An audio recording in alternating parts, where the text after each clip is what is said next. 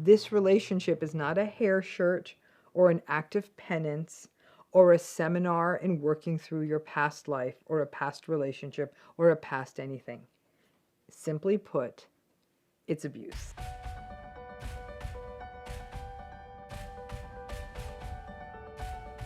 I would love to hear if any of you believe in the concept of the twin flame. And if you don't know what it is, stay tuned because I'm about to explain it. In fact, I was going to kind of go all proppy in you and carry a candle, but I don't know quite what that twin flame thing was going to do, and I didn't want to set myself on fire. So I decided not to go with the candle, but I had a prop in mind. So I want to talk about this again. If you know anything about the twin flame and you know about narcissists, love to hear your thoughts below. But let's talk about this. Let's talk about this idea of how the idea of a twin flames can pretty much be a setup for getting into a narcissistically abusive relationship. Now, for starters, this idea of twin flames, it's a really romantic idea, okay? The idea of the twin flame is this idea that souls split into two pieces. Plato actually posited something along the lines that people, I think, are born with 4 legs and 4 arms, and then this splits into 2 beings, and your life becomes about finding that twin mirror soul. Basically, the belief is that half of your soul is out there walking somewhere, and your life's quest is go find it back. Now, I always wondered about this too. Apparently, the number 1111, you know, like on the clock, 1111, everyone's like, you got to make a wish. It has relevance to this, and I actually made the notes for this video on November 11th. On that day, I wrote it. And I read as much as I could about 1111 and twin flames, and the more I read about it, actually, I'll be honest with you, I got shudders, the more chilling it became to me. Now, as you can imagine, in my world of narcissistic relationships, and in a world where I, on the daily, hear many stories about what happens when people find themselves in these intense relationships where the people couldn't be discerning about their relationship choices, the idea of a twin flame is actually quite terrifying to me. And here's the reason why. In the various things people had written about a twin flame relationships, these are the kinds of things I was reading all over the place. These were people who had twin flame relationships. They said, we had a powerful connection. It was unlike any experience you will ever have again. It was that rare, transformative soul connection. It transformed me, and yet it terrified me. We can only have one twin flame in a lifetime. My twin flame was magical and profoundly moving. And one article even listed the sort of multiple stages of the twin flame relationship. I'm not going to get into all of them, but some of them included yearning for the one, meeting the one, an ideal relationship, turmoil, approach avoidance, surrender, reconnection. I was like, oh my God, I'm just reading about a narcissistic relationship with different words. There were a lot of other grandiose descriptions out there. Life feels whole with your twin flame. You never want to be anywhere else. I'm not kidding you. I actually cried that day. My heart sank when I read all of this, because a lot of this kind of talk, the magic, transformative, once in a lifetime, idealize, chasing, surrendering, earning, losing, rejoining. This sounds like the stages of a narcissistic relationship. You know that idealizing, devaluing, discarding, hoovering, all of that. What is even more unsettling is that this concept of a twin flame actually could play on the vulnerabilities of those who carry early trauma-bonded experiences, right? People who are vulnerable to intense yet invalidating and volatile relationships that are often unresolved from earlier in life and can leave people feeling as though they are on some kind of quest to fill a yearning in their lives. This is literally a setup for this kind of magical ideation about the twin flame. Many people in narcissistic relationships justify the early toxic patterns and red flags on the basis of a magical connection, a once-in-a-lifetime love story, I know it sounds irrational to you, but I've never felt this way before. I have never felt so understood.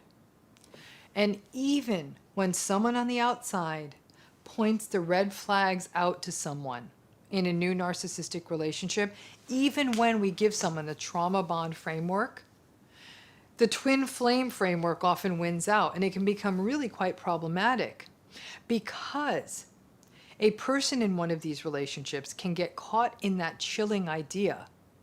You can only have one twin flame in a lifetime, so I have to endure all this volatility because what if this is my only one? That's a real problem. Because if a person buys into this kind of thinking and uses the rationale of the twin flame framework that these relationships are supposed to be unsettling and volatile and perfect and otherworldly, that kind of basic roller coaster, because bringing your twin flame in is such a unique human relationship, it really captures that up, down, and all around the sort of architecture of the antagonistic narcissistic relationship. The seductive, idealized love bombing period is often a sweep you off your feet moment, or at a minimum, that part of your relationship where you feel deeply understood.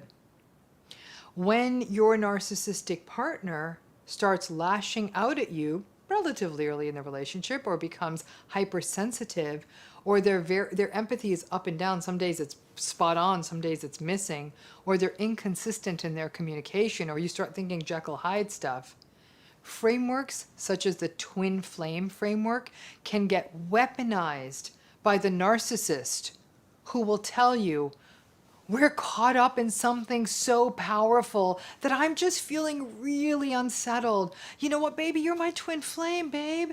This is once in a lifetime. I'm just so scared, so I'm not always at my best.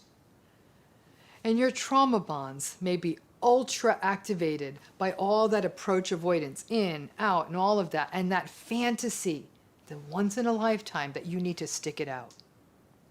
It's not uncommon for narcissists to say things like, nobody will ever love you like I do, or that this is a once in a lifetime love story, or this will never happen to you again.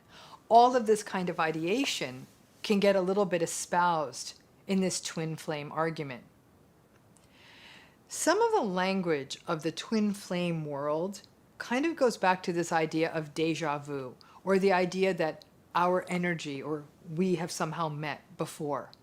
This also gets tricky because this idea of some sort of metaphysical familiarity, it's the hallmark of a narcissistic relationship, and it's often a sign that the trauma bond is being activated. Familiarity is actually really dangerous stuff. Lots of times when people say there's magic, or past lives, or I loved you in a past life, or we have once in a lifetime chemistry, that's code for you may be evoking some of my unresolved dysfunctional early scripts, and I'm getting blindly sucked in that way that only invalidation or gaslighting or conflict can just suck you right back in.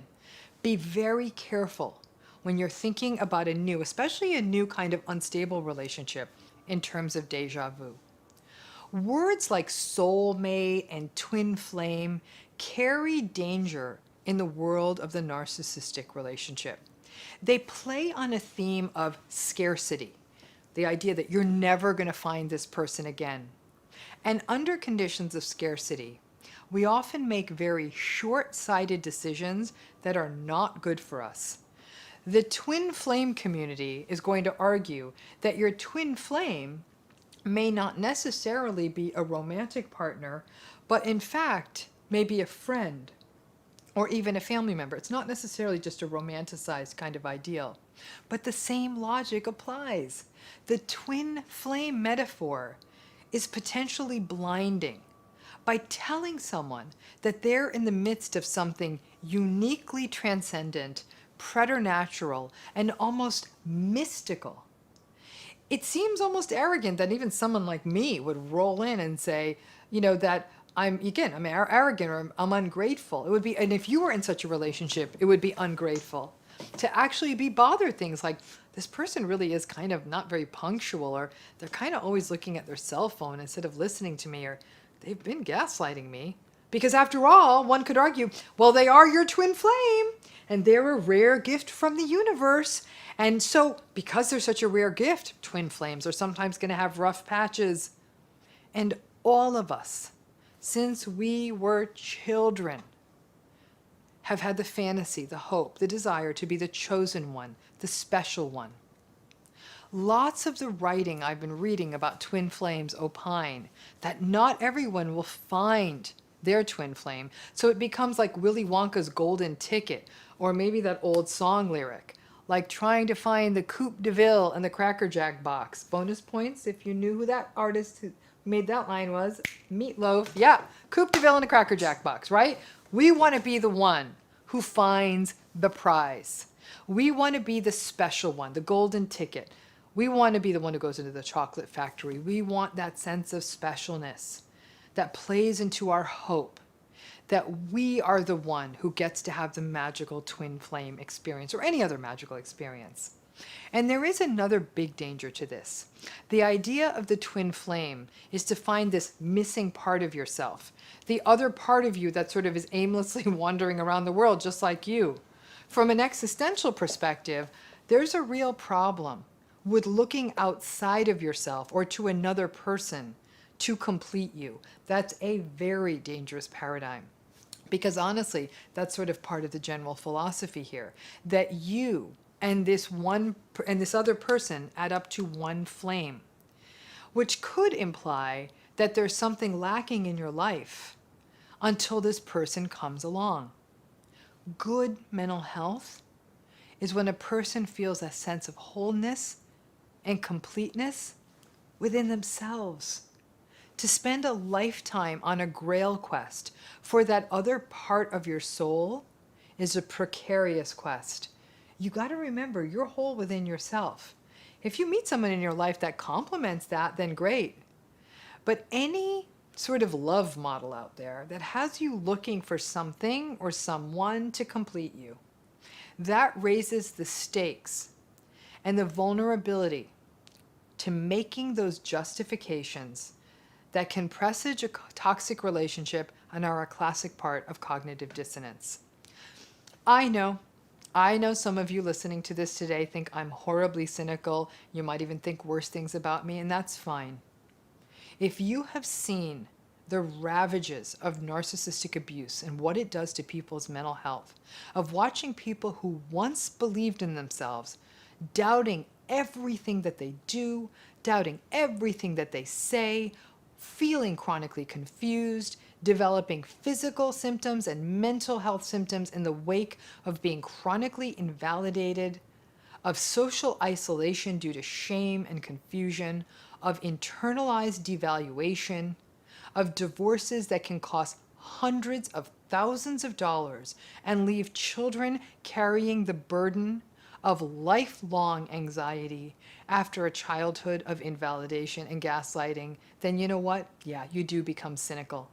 And when I hear these kinds of metaphysical meanderings about magical relationships or a romanticization of volatility, I see the danger of a framework that all but excuses bad behavior in a relationship in the name of a once-in-a-lifetime platonic ideal.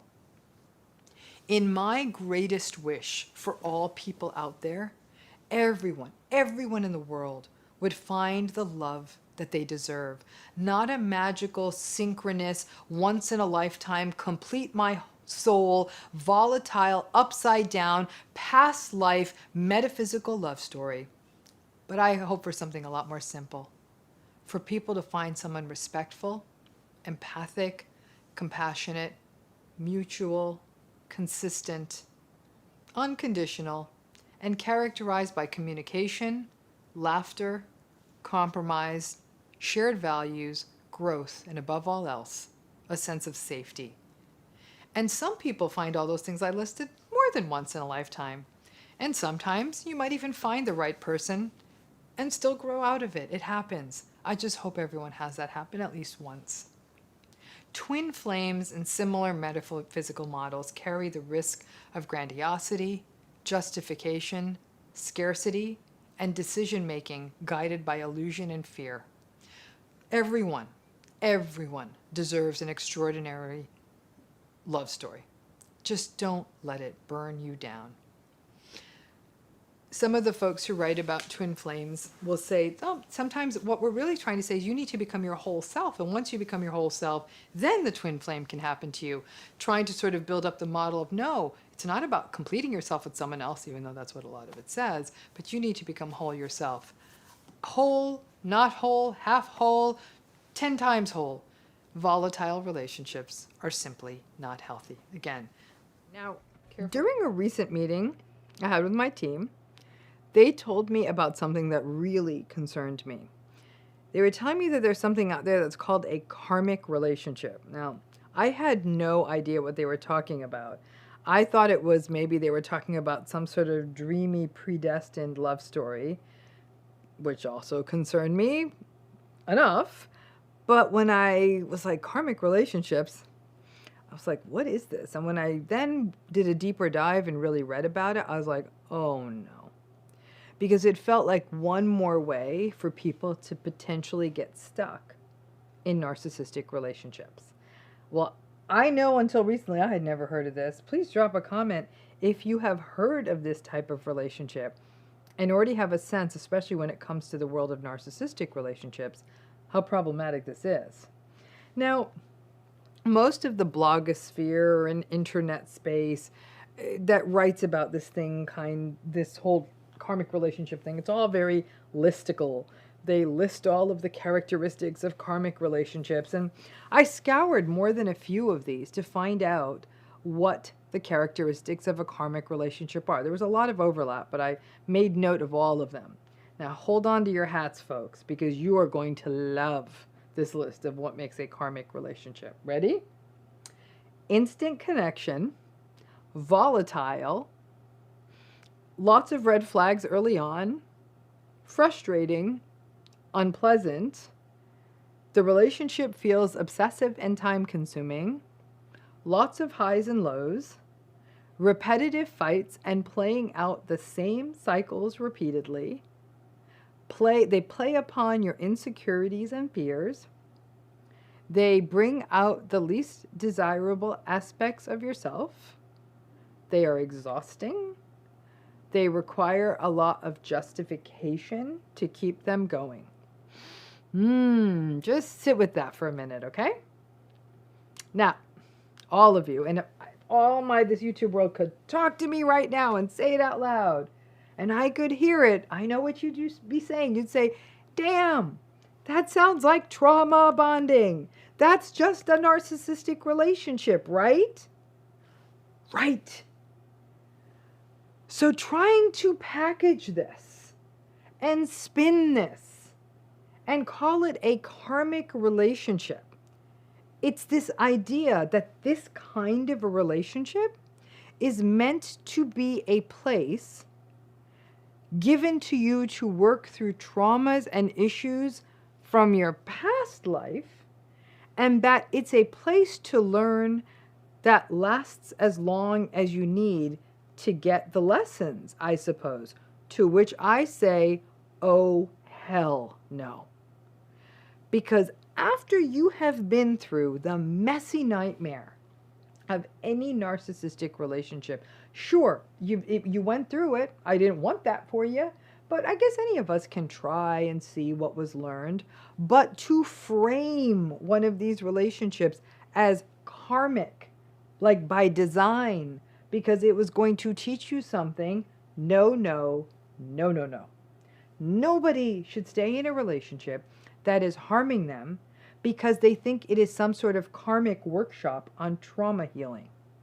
When I read these various blogs and articles about karmic relationships, I gotta tell you, my heart sank.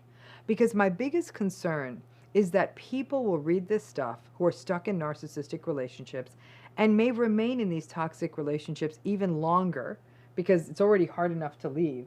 And now they believe they're working through some karmic lessons. And you know, on this channel, I never pull cultural rank, but I'm going to pull some cultural rank here. I get to be the karma boss right now. I was raised in a very Hindu family, and I was raised on this stuff. And this is actually not how karma works, so just saying.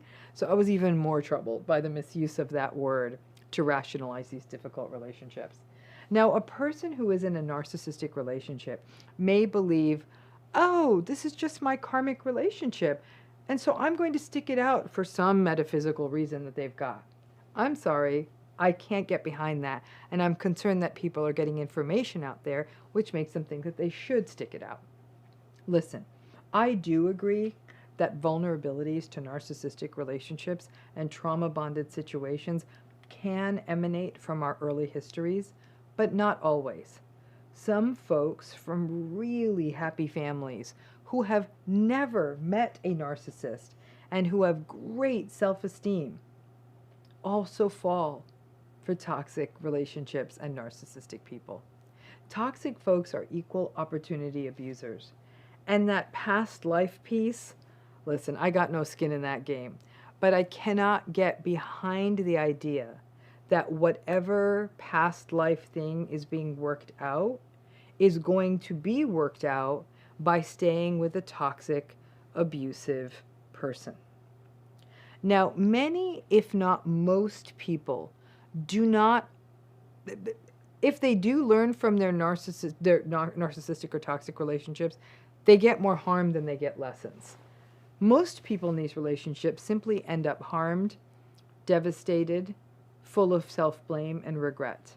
People, especially people who do not get treatment or support or information following a narcissistic relationship, over time may develop patterns that look like post-traumatic stress, depression, anxiety, or may be vulnerable to engaging in maladaptive coping behaviors, including drug or alcohol use, social withdrawal, or disordered eating.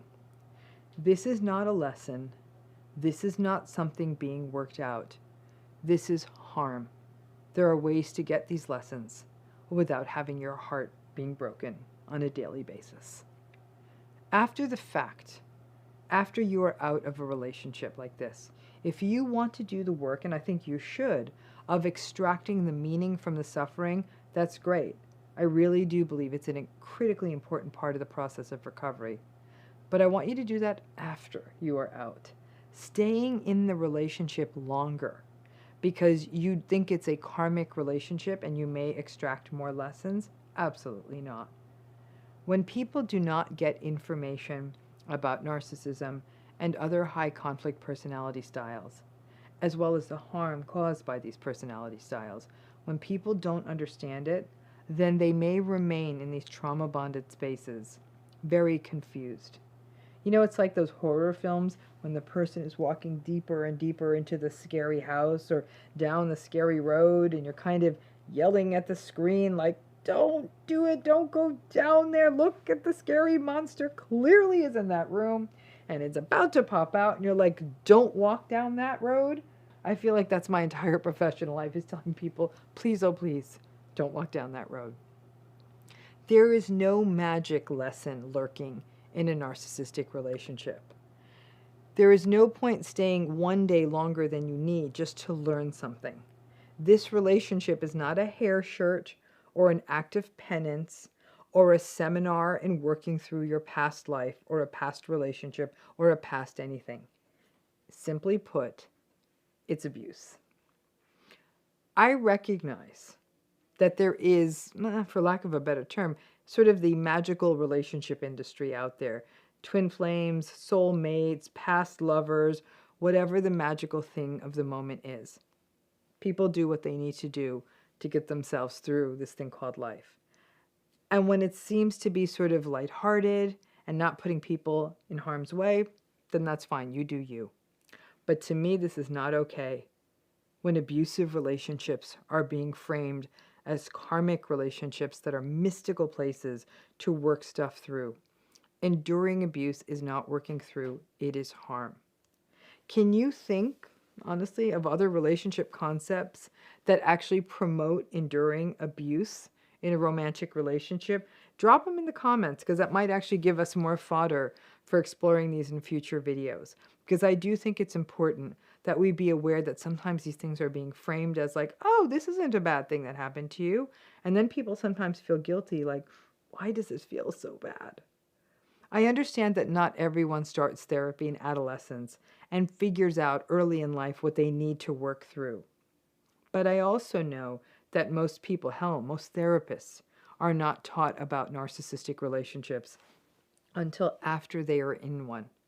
When people like me are trying to teach people about narcissism and narcissistic abuse before it happens to them, they tune me out and assume that I'm just a noisy buzzkill who is torching their fairy tales. Nobody who is being love-bombed wants to hear about narcissism. But we need to teach this stuff in high school or earlier, when people start dating, so they're aware of this and can pull themselves back from the edge before it really does some real harm to them. So please be very careful. If you are in a narcissistic relationship and are gliding through it thinking that it is some sort of karmic relationship that is giving you lessons and allowing you to work something through, nobody can really work stuff through while they are being psychologically harmed and manipulated and gaslighted and invalidated. At times when you're in a relationship that's so harmful, you're devoting all of your bandwidth to survival. I want to see everyone get educated, to learn the parameters of narcissistic relationships and how they work, and figure out a realistic path forward. Yes, there is meaning to be extracted from suffering. I absolutely believe that. But nobody would suggest that you hang out in the suffering a day longer than is needed in the name of getting more meaning. That's not how it works. Well, this, love is blind, is just the mantra of the love bomb and the love bombed. This proverb is the royal road to enabling, to justification and denial. Apparently, a version of this proverb exists in almost every language in the world, but that may be an urban myth. So listen, give me one of my joys of this YouTube channel. Since so many of you are from so many beautiful and diverse regions of the world and speak so many languages, can you type what love is blind, how that reads in your language? Because since it is such a universal proverb, I know it exists for every single language. I'm convinced of it. But just go ahead and put that in the comments. Perhaps the reason for its universality is because it is a universal truth. Love is indeed blind, and in its fashion, love is also very enabling, isn't it? The origins of this proverb are considered to be quite ancient, and the belief is that it has been folk wisdom from forever. Some origins place it with Plato, and then Chaucer was probably the first writer to use it in a formally written format, and Shakespeare actually used many variations of it throughout his writing. So it's been there, and I think ever since two people could have loved each other, we knew love was blind. Well, I don't need to explain it, because every single one of us has lived it. Being in love blocks us from seeing things clearly. And so we get really, really stymied by the cognitive dissonance, and we make loads of justifications, and we get stuck. In the narcissistic relationship, this dynamic really gets cemented during the love bombing phase, the too good to be true of it all, the intense focus the narcissist places on their mark to win them over, the feeling seen, the intensity, all of that starts to overtake reason. And then you are all in, and love is blind is the proverby way of talking about the justifications that people make when they are in unhealthy relationships. Now, when we think of this proverb, that love is blind, even your damned brain is in on this one. And the likely culprits are dopamine with an oxytocin chaser. Love is rewarding. It's exciting. And like anything rewarding and exciting, it's all about the dopamine. And that's what cocaine, chocolate cake, slot machines, and love have in common. And I really do shudder to think what would happen if someone had all four of those things happening at the same time. Dopamine makes us really blind because we get laser focused on the reward. And this explains the pathways to addiction of all kinds. When we are dopaminergically activated, it's all about the reward. We get tunnel vision, and as such, we do not see the consequences that could come of our reward pursuits. We just pursue the reward and don't think about the problems that would come up. Now, some people are more reward sensitive than others, but at the end of the day, our brains love reward and it feels really good. Now, love gets more complicated because with time, we start sliding into the oxytocin of it all. Oxytocin has been popularly termed the cuddle hormone. Oxytocin creates good feelings around closeness and snuggling and intimacy, and it's the neurotransmitter equivalent of a hug. And who doesn't love a hug? These effects sort of take away our ability for critical thinking. We become all about these rewarding and comforting and connected experiences, and we stop thinking clearly, and you know the rest of that story. It is in the high conflict, antagonistic, toxic, or narcissistic relationships, though, that this is most dangerous. Because that dopamine oxytocin axis kicks in and justifications get made for some really toxic patterns. On top of that, the practical stuff also kicks in. You may share your home or share a residence. You may have shared bank accounts. Most importantly, children, being married, wanting to be in a relationship because of your age or circumstance. That practical stuff gives you hooks on which to hang your justifications and fortify the love is blind of it all. Love is blind as a proverb can also shed understanding on other loving or supposed to be loving relationships like family. While the saying typically focuses on romantic or passionate love, love makes people unseeing in family relationships too. And it's easy to get caught in the nostalgia or the wish for what familial love or it should be, and bam, you start making more justifications so you can keep those family relationships. The unseeingness of narcissistic relationships is what makes them dangerous. We see what we want, we conveniently ignore what we don't, we certainly don't understand everything we see and experience, for example, gaslighting, and this can maintain these dynamics for lifetimes. As such, then the antidote becomes seeing things clearly, which is why education about narcissism is so important. Catch yourself every time you say but and the denials and justifications you make.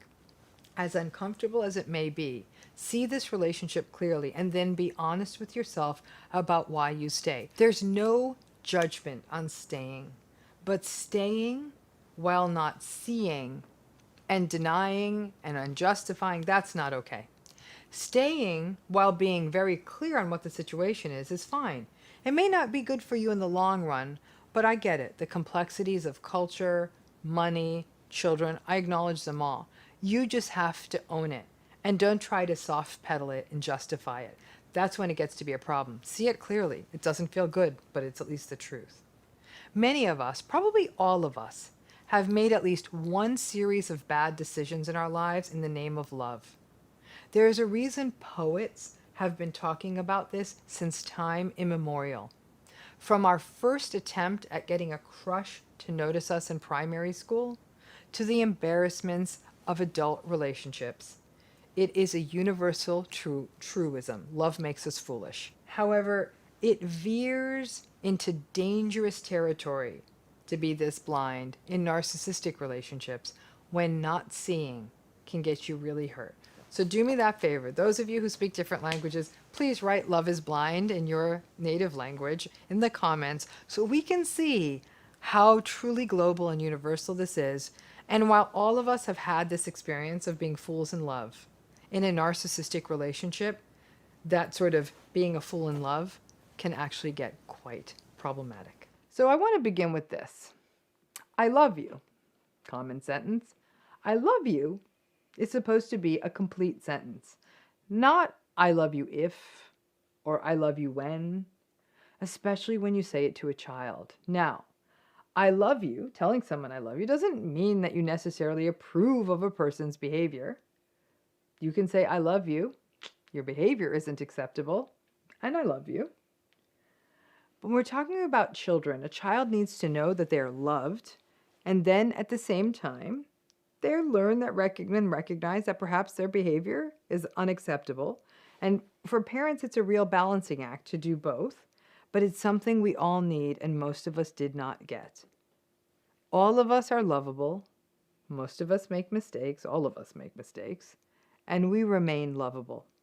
Children need to know they are loved, and yet most of them hear, I love you, when you, I love you, if. So this series on how to or how not to raise a narcissist really gets at a lot of the potential origins of narcissism. There is no one singular pathway, and this series is meant to show the many, many different multi-determined ways we land at this not so pleasant place of narcissism. Before I continue with this, please consider subscribing to this channel.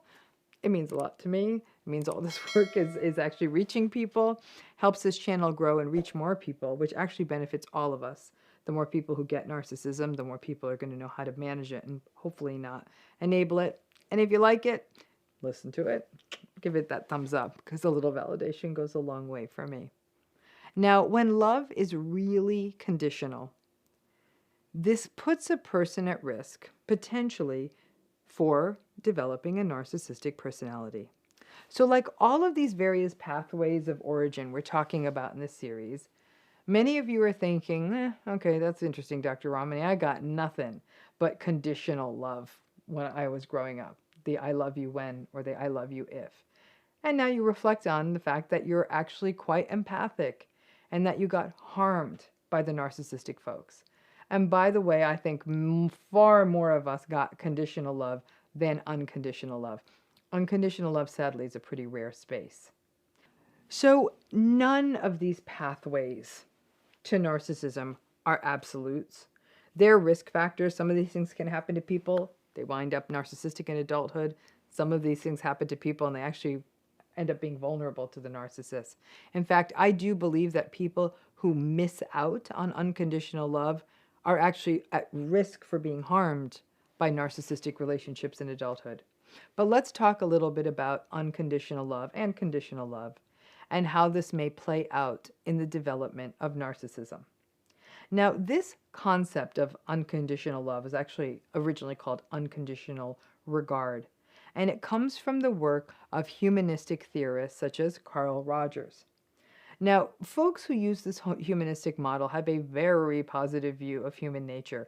In fact, I would say that most humanists would not like what I have to say about narcissism, since it isn't very nice or very positive.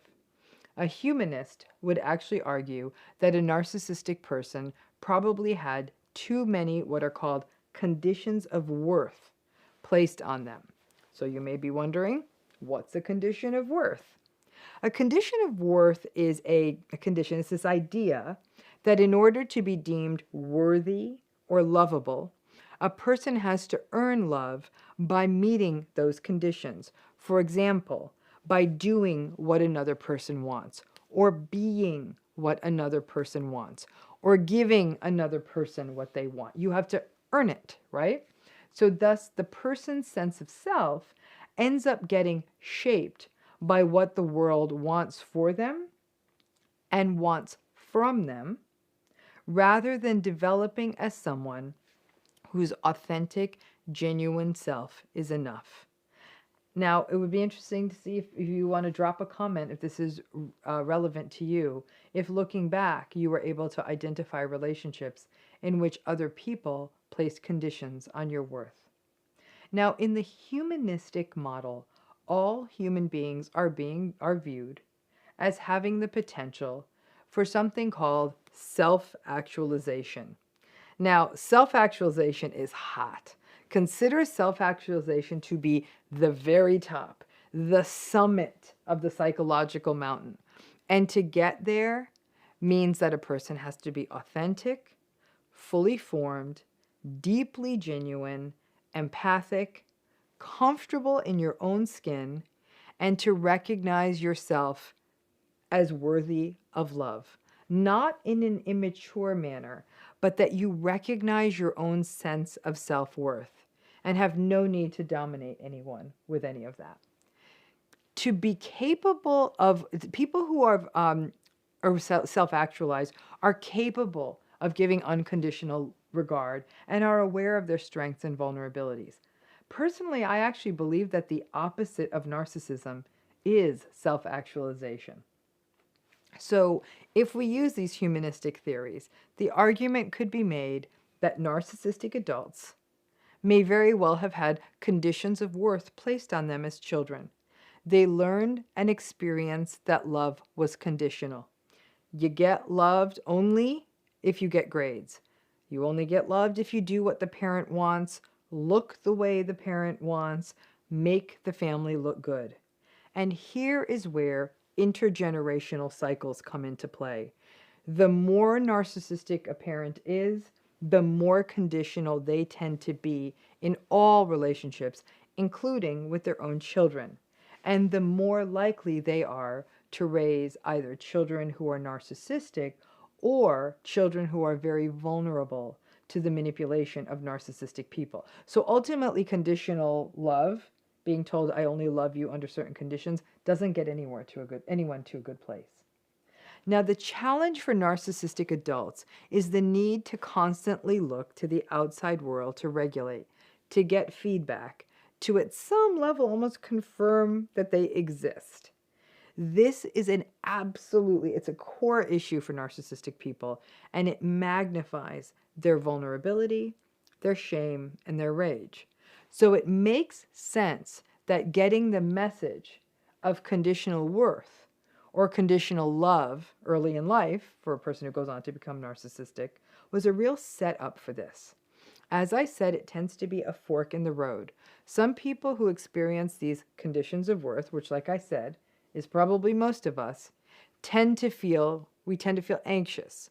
We tend not to fully possess our sense of worth, and we can be vulnerable to self-devaluation and invalidating ourselves, and we can be vulnerable to narcissists. While other people who get conditional love are at risk for relying on the external regulation style that is seen in narcissism. Now, unconditional positive regard, just being loved, leaves a child feeling secure, with a well-developed sense of self and the ability to withstand and regulate frustrations such as disappointment and failure without falling down and feeling like, oh, I failed, so now I'm not lovable. So upon hearing all of this, you may be wondering, what can a parent do, or anyone who is with young children?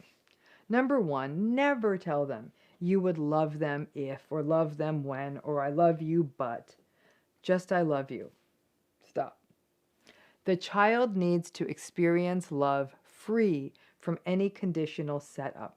Now, that doesn't mean that you don't call them out on their behavior or ever voice disapproval. If they are behaving badly, then that gets addressed.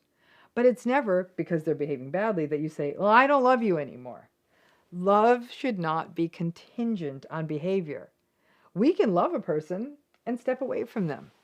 Those are two different issues. Number two, be clear on the difference between your child and the behavior. When we call a child out, it should be on the behavior, not saying to them, oh, you're such a bad kid, but rather, it's not okay to hit your sister. The first statement, oh, you're such a bad kid, invalidates the entire child. The second statement, focusing on them hitting their sibling, helps the child see that a behavior is a problem. It's a fine point, but it's an important one. Number three, and this is a theme from other videos in this series, yes, as parents, we want to celebrate our children's accomplishments and the things that they are good at. But don't leave them feeling that that's the only thing interesting or lovable about them. Get to know and appreciate or understand everything about them. Games they like, interests they have, things they collect, shows they want to watch, people they know, opinions they hold, feelings they have, all of that, show an interest in the whole child. That helps them build up that strong internal resolve, so they're less externally reliant and then less likely to become narcissistic. Number 4, be careful with how you joke with them. We sometimes think, oh, they know I don't mean it when I say these things. No, they don't know that. When you say, oh, if you don't go empty that dishwasher or you don't go set the table, I'm going to love you a little less. Ha ha ha. Maybe you can get away with that once. But even if you have a dark sense of humor, don't play with that in someone's childhood.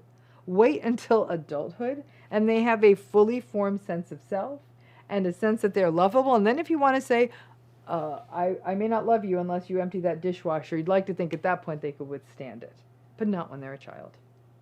Number 5, try to watch how you talk about regrets about your own life with your child. For example, things like, if only I had waited to have you later, my life would have been a lot easier. Listen, that may be absolutely true, but share those thoughts and musings with your friends, therapist, anyone but them. In fact, this may even be a meaningful conversation when your child is an adult. But these kinds of musings on the different choices you could have made in your life that involve them can feel very much like a conditional space to them, and may leave them wondering if your life would have been better or easier or whatever without them. Children often blame themselves, or typically blame themselves, for everything, including any setbacks that you have.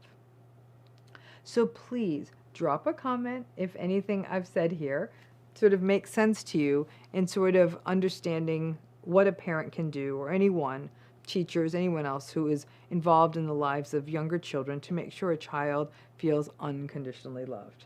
Now, even as Carl Rogers and other humanistic folks wrote this stuff, they knew that at some level it was aspirational. None of us get any of this right every time. I have made every mistake many times on this list myself. The issue is how often, how pervasive. The goal is for us as parents to catch it. The fact is that most of us didn't get unconditional love in childhood, and most of us don't get it in adulthood when relationships become even more transactional and more conditional. Conditions of worth and conditional regard, when they happen enough, do not end up getting anyone into a good place. Either they are a setup for narcissism or for the vulnerabilities that make us more malleable and manipulatable by the narcissistic folks out there. So none of these are particularly good destinations.